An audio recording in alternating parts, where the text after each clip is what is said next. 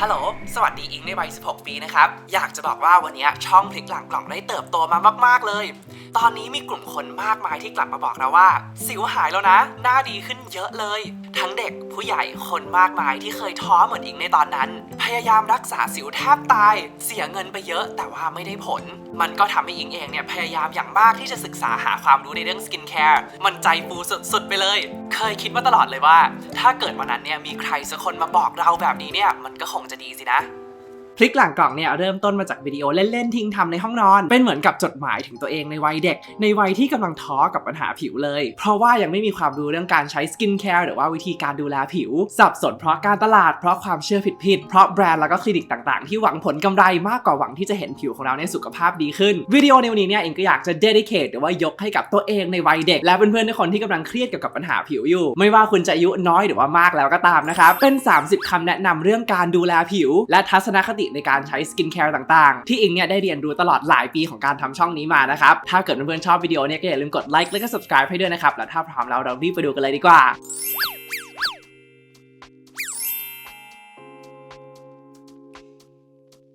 บทเรียนแรกนะครับก็คืออย่ากดดันตัวเองเรื่องรูปร่างเรื่องหน้าตาเรื่องผิวมากจนเกินไปอย่ากดดันที่จะต้องฟิตอินกับ beauty standard อะไรสักอย่างซึ่งมันก็พูดง่ายแต่ทำยากนั่นแหละเมื่อก่อนเนี่ยหลายคนอาจจะทราบแล้วว่าอิงเนี่ยเครียดจนจิตตกกับเรื่องสิวมากๆเลยเครียดจนทุกครั้งที่มองตัวเองในกระจกเนี่ยจะต้องคิดว่าทำไมต้องเป็นฉันทำไมไถฟีด IG ทั้งวันน่ะไม่เจอใครที่มีปัญหาสิวแบบนี้เลยมันเป็นความรู้สึกที่โดดเดี่ยวแล้วก็เศร้ามากๆอยากจะย้อนกลับไปบอกตัวเองในวัยเด็กนะครับว่าสิวเป็นเรื่องปกติมากๆจริงๆเนี่ยปัญหาผิวส่วนใหญ่ที่เพื่อนๆทุกคนมีกันเนี่ยสิวผิวคล้ำริ้วรอยทุกอย่างเนี่ยเป็นธรรมชาติของมนุษย์ทั้งนั้นซึ่งบางทีก็คิดเหมือนกันนั่นแหละว่าถ้าเกิดมันเป็นเรื่องที่ธรรมชาติขนาดนี้เนี่ยทำไมสังคมต้องทำให้ชีวิตพวกเรายากขึ้นโดยการสร้างค่านิยมว่าสิ่งเหล่านี้มันน่าเกลียดเราจะฝืนธรรมชาติไปเพื่อเพราะฉะนั้นถ้าเกิดเราหันมามองว่าเราเนี่ยไม่ได้มีปัญหาแต่มันคือคนรอบตัวเราต่างหากที่มีปัญหากับเราเพราะฉะนั้นเนี่ยให้เขาแบกความทุกข์ตรงนั้นไปคนเดียวดีกว่านะครับบทเรียนที่2ที่อยากจะบอกกับตัวเองในวัยเด็กนะครับก็คือ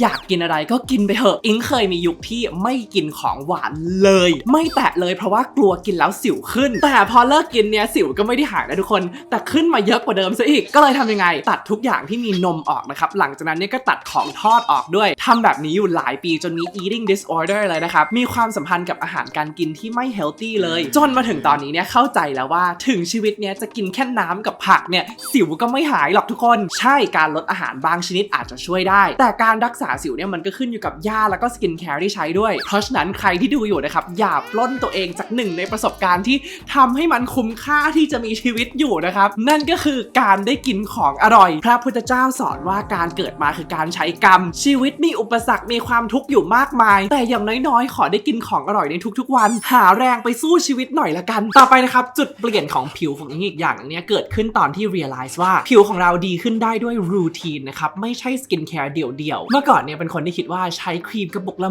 10,000บวกกับเซรั่มอีก 8,000 น้ำตบอีก 8,000 ใช้แบบนี้คู่กันแล้วผิวจะดีขึ้นความจริงก็คือส่วนผสมข้างในตีกันยับแพ้สิวไม่หายแล้วก็ผิวแย่ลงกว่าเดิมเป็นเหตุผลที่อิงทำวิดีโอสาธิตรูทีนบนช่องนี้เป็นประจำอยากให้ทุกคนเห็นว่าสกินแคร์เนี่ยต้องดูวิธีใช้ร่วมกันไม่ใช่ประโคมไปทั่วนะครับและที่สำคัญเลยเนี่ย1+1ไม่ได้เท่ากับ2เสมอไปเช่นเดียวกันใช้ของยิ่งแพงก็ไม่ได้แปลว่ายิ่งดีหลังจากอยู่ในวงการผู้ผลิตมาก็หลายปีแล้วพูดได้แบบเต็มปากเลยนะครับว่าสกินแคร์ที่ดีเนี่ยไม่จำเป็นจะต้องเกิน 1,500 หรือว่า 2,000 บาทเลยถ้าแพงกว่านั้นเนี่ยคุณอาจจะกำลังจ่ายค่าแพคเกจจิ้งค่าแบรนดิ้งหรือว่าค่าพรีเซนเตอร์คนใหม่ของแบรนด์นั้นมากกว่าค่าเนื้อหรือว่าส่วนผสมที่คุณได้ถามว่าการทำสิ่งนี้มันผิดไหมก็ไม่ได้ผิดเลยแต่สำหรับเด็กๆหรือว่าคนงบน้อยที่กำลังดูอยู่เนี่ยอยากให้คุณดูไว้ว่าสกินแคร์ที่ดีเนี่ยสามารถหาได้ในทุกงบเลยแต่ว่าอีกมุมหนึ่งที่อยากจะบอกตัวเองในวัยเด็กเหมือนกันก็คือใช่ว่าสกินแคร์ที่ถูกเนี่ยจะมีประสิทธิภาพเสมอไปนะทุกอย่างมีต้นทุนเสมอนะครับของที่ถูกมากแต่เคลมสรรพคุณแบบครอบจักรวาลหลายๆครั้งเนี่ยใส่ส่วนผสมมาไม่ถึงโดสแน่นอนแหม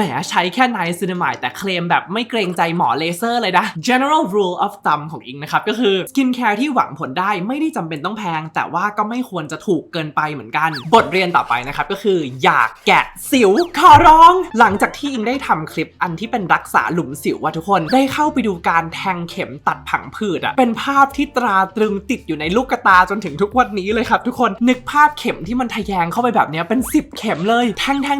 เข้าไปเรื่อยๆชีวิตนี้สาบานกับตัวเองเลยนะครับว่าจะไม่มีวันบีบสิวเองอีกแล้วและเทคนิคลดการอยากบีบสิวตัวเองที่เวิร์กที่สุดคืออะไรรู้ไหมทุกคนโยนกระจกทิ้งอันนี้ไม่ได้พูดเล่นเลยนะครับสุขภาพจิตอิงดีขึ้นมากนะครับหลังจากที่จงใจแล้วก็ตั้งใจพยายามหลีกเลี่ยงการมองกระจกเยอะๆโดยเฉพาะไอ้พวกกระจกซูมที่มันมองเข้าไปถึงลำไส้ในชีวิตนี้ไม่มีใครเดินถือแว่นขยายพยายามที่จะส่องรูขุมขนของเราหรอกต่อไปนะครับอย่าทิ้งเบนแซกไว้ข้ามคืนคุณอิงวัย16ครับเวลาจะใช้ยารักษาสิวอะไรเนี่ยช่วยอ่านฉลากด้วยและวิธีใช้ของมันอย่างถูกต้อง 5% สามารถฆ่าเชื้อได้ 100% แล้วหลังจากอยู่บนผิวแค่30วิ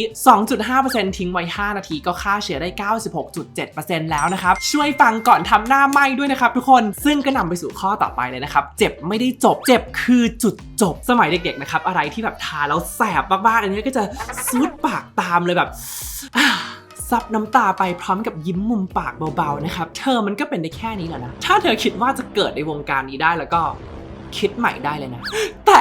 เจ็บมันไม่ได้จบไงทุกคนเจ็บมันคือเจ็บคือผิวของเราพยายามจะตะโกนใส่เรานะครับบอกว่าเฮ้ยเธอรู้จักสิ่งที่เรียกว่าเกราะป้องกันผิวไหมการอักเสบการระคายเคืองต่างๆที่มันตามมาเนี่ยสามารถนำไปสู่สิวที่แย่ลงรอยดำรอยแดงหลุมสิวต่างๆที่อยู่ไปด้วยชั่วชีวิตเลยซึ่งนำไปสู่บทเรียนอีกอย่างนึงนะครับก็คือเร็วทันใจไม่มีอยู่จริงสิวจุดด่างดำริ้วรอยปัญหาทุกๆอย่างเนี่ยใช้เวลาหลายอาทิตย์ถึงหลายเดือนถึงหลายปีเลยนะครับกว่าจะเห็นผลถ้าคุณเข้าใจสิ่งนี้เมื่อไหร่เนี่ยคุณจะสามารถมองข้ามการตลาดต่างๆได้หัดใช้สกินแคร์อย่างมีเจตนาแล้วก็มีความใจเย็นและแยกแยะได้ด้วยระหว่างแบรนด์ที่แค่อยากจะทำยอดขายจากคุณกับแบรนด์ที่หวังดีกับคุณแล้วก็หวังว่าคุณจะมีสุขภาพผิวที่ดีขึ้นจริงๆต่อไปนะครับอีกสิ่งหนึ่งที่เปลี่ยนผิวอิงไปแบบสุดขั้วเลยในตอนโตนะครับก็คือการเลือกมอยส์เจอไรเซอร์ที่เข้ากับสภาพผิวแล้วก็สภาพอากาศตัวเองจริงๆฟังดูเป็นเรื่องง่ายแต่ว่าจริงๆแล้วเป็นเรื่องที่ยากมากเลยครับสมัยเรียนตอนอยู่นิวยอร์กเนี่ยอิงดื้อมากหน้าหนาว-20แต่ว่าดื้อสุดๆนะครับปักหมุดทนใช้ oil free moisturizer จำได้เลยใช้ของ Neutrogena สูตรที่ไม่มีน้ำมันเพราะเคยได้ยินมาว่าคนเป็นสิวต้องเลี่ยงการใช้น้ำมันกลายเป็นว่ายิ่งใช้เนี่ยผิวยิ่งแห้งลงนะครับเกราะป้องกันผิวพังผิวอักเสบและสิวก็แย่ลงกว่าเดิมมาถึงวันนี้เนี่ยอิงได้สรุปศาสตร์ของการเลือก moisturizer ให้เข้ากับผิวของคุณแล้วนะครับอย่างแรกเลยต้องเข้าใจก่อนว่า moisturizer มันประกอบไปด้วยอะไรนะครับอย่างแรกคือ humectant ส่วนผสมน้ำที่มีหน้าที่เติมน้ำเข้าผิวนะครับอย่างเช่น glycerin หรือว่า hyaluronic acid อย่างที่2 emollient ส่วนผสมน้ำมันช่วยทำให้ผิวเนี่ยนุ่มอย่างเช่นพวกน้ำมันพืชต่างๆนะครับและอย่างที่3ก็คือ occlusive หรือว่าส่วนผสมหนักๆที่จะช่วยปิดผิวกักเก็บน้ำไว้ในผิวนะครับอย่างเช่น petroleum หรือว่า dimethicone moisturizer แต่ละตัวในตลาดเนี่ยมันก็มีสัดส่วนของ3อย่างนี้ไม่เท่ากันหมดเลยส่วนตัวเนี่ยอิงแนะนำว่าคนที่มีผิวมันที่อยู่ในสภาพอากาศชื้นเนี่ยควรมองหา moisturizer ที่มี humectant นะครับแต่ว่าอาจจะไม่ได้มี emollient หรือว่า occlusive เยอะอย่างเช่นพวก moisturizer gel ต่างๆต่อไปคนที่มีผิวมันที่อยู่ในสภาพอากาศแห้งควรมองหาอะไรที่มี emollient กับ occlusive มากขึ้นมาหน่อยนะครับอย่างเช่นพวกเนื้อโลชั่นหรือว่าครีมเบาๆส่วนคนที่มีผิวแห้งที่อยู่ในสภาพอากาศชื้นมองหา moisturizer ที่มี emollient กับ occlusive เยอะขึ้นมาอีกนะครับอย่างเช่นครีมหรือว่า heavy cream สุดท้ายเนี่ยคนที่มีผิวแห้งที่อยู่ในสภาพอากาศแห้งด้วยเนี่ยคุณต้องมองหา moisturizer หนักๆที่ occlusive เยอะๆเลยนะครับอย่างเช่นพวก heavy cream หรือว่า balm ต่างๆเมื่อกี้ตาฝาดไปหรือเปล่าคุกทายอินแบบเนียนๆนะครับ ใช่แล้วตอนนี้อิงกุออกสูตร moisturizer ใหม่มาแล้วนะครับเป็นสูตรสำหรับผิวแห้งโดยเฉพาะเลย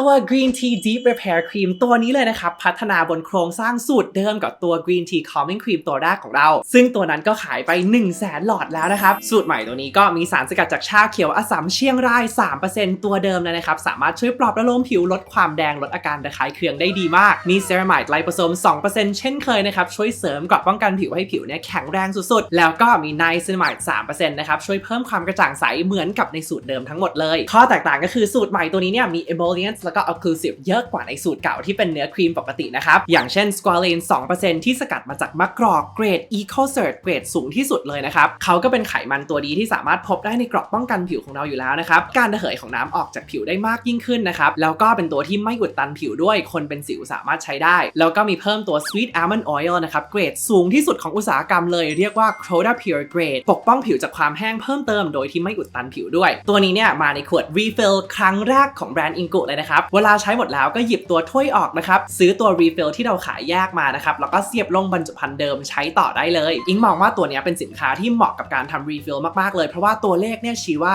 moisturizer ชาเขียวของเราเนี่ยเป็นตัวที่เพื่อนๆกลับมาซื้อซ้ำกันบ่อยมากๆทำให้ packaging แบบนี้เนี่ย make sense แล้วก็คุ้มค่านะครับสามารถช่วยลดปริมาณวัสดุแล้วก็ carbon footprint ได้ในระยะยาวทำจากวัสดุ PCR หรือว่า plastic recycle ทั้งหมดเลยเช่นเคยนะครับเพราะฉะนั้นใครที่มีผิวแห้งนะครับต้องการอะไรที่เพิ่มความชุ่มชื้นได้แบบจึ้งๆเลยในช่วงหน้าหนาวนี้ก็สามารถลองหาซื้อน้องตรงนี้ได้นะครับเดี๋ยวอิงจะใส่ลิงก์ไว้ให้ด้านล่างเช่นเคยส่วนใครที่มีผิวมันหรือว่าผิวปกติเนี่ยก็สามารถใช้ calming cream ตัวเดิมได้เลยนะครับคุณสมบัติเหมือนกันเลยนะครับแค่ตัวเดิมเหมาะกับคนผิวมันแล้วก็ผิวธรรมดาส่วนตัวใหม่เหมาะกับคนที่มีผิวแห้งถึงแห้งมากนะครับบทเรียนต่อไปนะครับอยากจะบอกกับตัวเองว่าถ้าเกิดสงสัยอะไรเนี่ยให้ถามคุณหมอให้รู้เรื่องสมัยที่รักษาสิวเนี่ยก็มีไปหาหมอที่คลินิกเหมือนกันซึ่งตอนนั้นเนี่ยหมอพูดว่าอะไรหมอสั่งอะไรก็คือทำตามหมดเลยแบบไม่เคยตั้งคำถามเลยนะครับไม่เคยถามต่อเลยนะครับว่าไอ้พวกยาขวดเด็กๆที่คุณหมอจ่ายให้ที่มีชื่อแปลกๆ BP ACCD ไม่มีฉลากแล้วก็ไม่มีส่วนผสมอะไรหลังขวดเลยเนี่ยมันคืออะไรกันแน่สิ่งที่เกิดขึ้นก็คือยาพวกนี้มันแรงมากบางทีอิงพบว่าสิ่งที่หมอจ่ายให้แล้ววิธีที่เขาให้ใช้เนี่ยมันไม่ได้เหมาะกับผิวของอิงเลยเพราะอิงเป็นคนที่ระคายเคืองง่ายมากๆเลยนะครับไม่สามารถใช้ส่วนผสมอย่างเช่นเบนโซเพอรอกไซด์ได้วันละ2 ครั้งทุกวันติดกันแต่หมอไม่ได้อยู่ในห้องน้ำมาบอกสิ่งนี้กับเราไงและสุดท้ายก็คือยอมแพ้เพราะว่าการระคายเคืองมันมากจนเกินไปนะครับแล้วก็รักษาไม่หายวนลูปไปเรื่อยๆจนตอนนี้เพิ่งมารู้ว่าจริงๆแล้วนะครับคลินิกต่างๆเนี่ยเขาไม่ควรจ่ายยาให้เราเลยด้วยซ้ำนอกจากจะทำให้เราสับสนยิ่งกว่าเดิมแล้วเนี่ยมันยังผิดกฎหมายด้วยทุกคนสิ่งที่ต่างประเทศเขาทำดิ้งคิดว่ามันเวิร์กกว่าเยอะเลยนะครับก็คื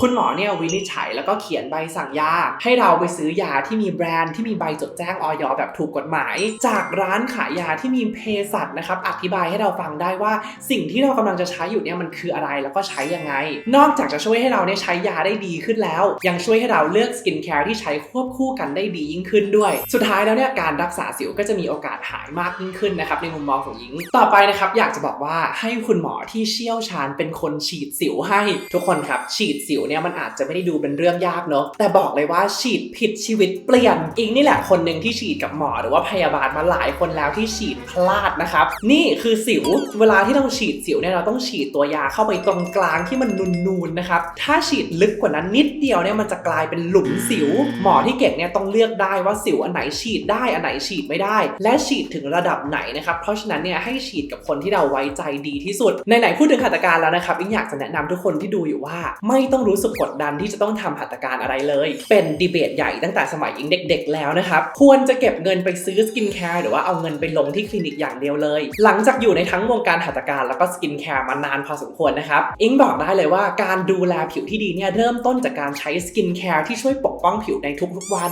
นสกินแคร์พื้นฐานได้แก่ moisturizer cleanser แล้วก็ครีมกันแดดนะครับส่วนที่เหลือเนี่ยแล้วแต่สบายใจแล้วก็แล้วแต่งบเลยอย่าตกเป็นเหยื่อของ FOMO หรือว่า fear of missing out นะครับอิงพูดสิ่งนี้อยู่เป็นประจำเลยมันไม่มีวันพอใจกับสิ่งที่ได้หรอกทุกคนถึงจะทุ่มเงินเท่าไหร่ก็ไม่พอเพราะมันก็จะมีให้ทุ่มได้อีกสำหรับอิงเนี่ยสิ่งที่สำคัญที่สุดถึงเป็นการค่อยๆปกป้องผิวไปเรื่อยๆและการเรียนรู้หรือว่าการคอยปรับ mindset ของเรานะครับว่าให้รักผิวตัวเองในแบบฉบับของมันให้ได้มากที่สุดสิ่งสุดท้ายที่อยากจะแนะนำตัวเองในวัยเด็กเกี่ยวกับเรื่องหัตถการกับคลินิกนะครับก็คือไม่ต้องเริ่มฉีดโบหรือว่าฉีดอะไรก็ตามที่มันช่วยกระตุ้นคอลลาเจนหรอกจนกระทั่งวัยประมาณ20กลางๆเป็นต้นนะครับเพื่อนร่วมห้องเนี่ยฉีดโบกันตั้งแต่อายุ16-17เพราะเห็นผู้ใหญ่เขาทำกันก็เลยอยากทำตามนะครับเก็บเงินเอาไว้ทำตอนแก่ดีกว่านะครับละครับต่อไปเนี่ยเป็นคำเตือนให้อิงในวัยเด็กละกันอยากจะบอกว่าให้กลั่นกรองแล้วก็ใช้วิจารณญาณในการรับชมคอนเทนต์ของทั้งแบรนด์แล้วก็อินฟลูต่างๆในปีแรกของการทำช่องพลิกหลังกล่องเนี่ยอิงไม่ได้รับรีวิวเลยนะครับแต่อิงก็เข้าใจตั้งแต่ day 1เลยว่านี่มันคืออาชีพอย่างนึงถ้าอยากทำต่ออยากจะขยายทีมอยากจะอัพคุณภาพคลิปเนี่ยมันก็ต้องมีค่าใช้จ่ายมากมายนะครับเพราะฉะนั้นการรับงานสปอนเซอร์เนี่ยเป็นอะไรที่ต้องทำอยู่แล้วแต่พอยิ่งอยู่ในวงการนี้นานขึ้นเนี่ยก็ยิ่งเห็นกลหรือว่าแท็กติกต่างๆที่แบรนด์แล้วก็อินฟลูหลายๆคนใช้สิ่งที่ทำให้คิดว่ามันข้า